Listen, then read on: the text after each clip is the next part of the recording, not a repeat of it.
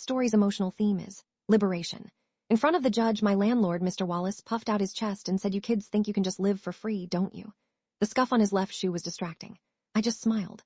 For 4 years, I'd tolerated it. The lost security deposit of the last tenant, the leaking dishwasher fixed with duct tape, the way he'd cash my rent check in an hour but take 3 weeks to call a plumber.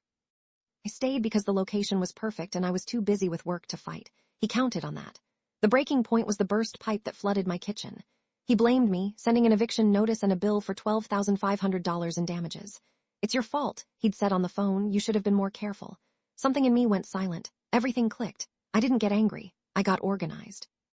I spent a week digging up 37 time-stamped photos of the water stains he'd painted over before I moved in.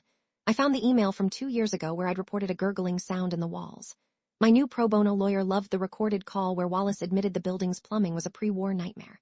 The best part? He always insisted on paper checks for his records. His records were a shoebox, and he wasn't declaring half his income. We subpoenaed his bank.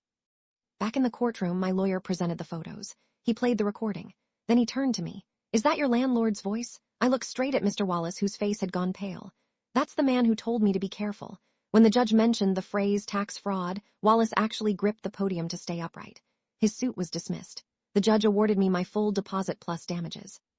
The city opened a code enforcement investigation into all 3 of his properties, and the IRS audit is pending. I used the money for a down payment on a small condo where the pipes are new. Last week, I saw him outside the courthouse. He asked if I knew how much this was costing him. I told him he should have been more careful.